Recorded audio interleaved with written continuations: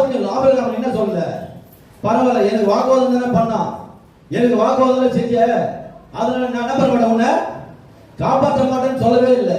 என்ன பண்ணான், திடீர்னு ஒரு 312 பேரை கூட்டிட்டு அவங்க மேல விழுந்து என்ன பண்ணிட்டாமா, அவங்களை ஜெயிச்சான். அல்லேலூயா சொல்லுமா, அல்லேலூயா. அப்ப சரி அவன் போனாங்க, ஜெயிக்க போனாங்க.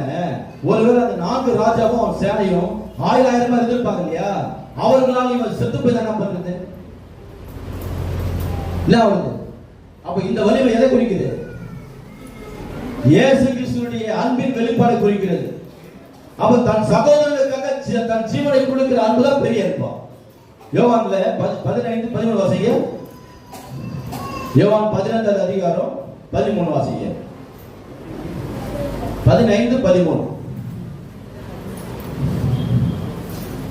ஒருவன் தன் சிநேகிதனுக்காக தன் ஜீவனை கொடுக்கிற அன்பிலும் அதிகமான அன்பு ஒருவரிடத்திலும் இல்லை. அதிகமான அன்பு ஒருவரிடத்திலும் இல்லையா? எவ்வளவு அன்பு பாத்தீங்களா? ஆபிரகாம் எவ்வளவு அன்பு பாத்தீங்களா? ஆபிரகாம் அதாவது தாவீது போய் சண்டைக்கு போனான்னு சொன்னா அது ஓகே, நம்பலாம். தாவீது தண்ணியை கை கழுவதை விட ரத்தத்துல கை கழுவுறது அதிகம். அவன் சண்டைக்கு போனா நம்பலாம். ஆனா ஆபிரகாம் சண்டைக்கு போனா ஆச்சரியமா இருக்கு. ஆபிரகாம் யாரு? விசுவாசத்தின் தகப்பன், அன்பு செலுத்துகிற அவன் தகப்பன்.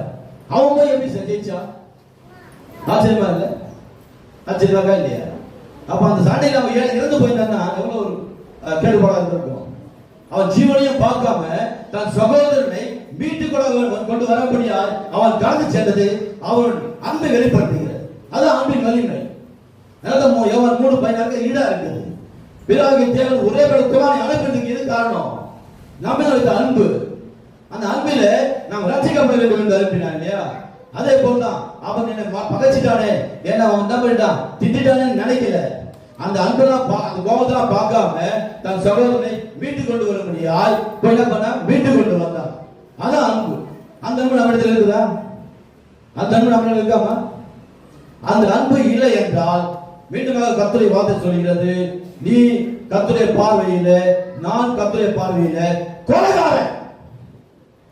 யாரு? சொல்லுமா?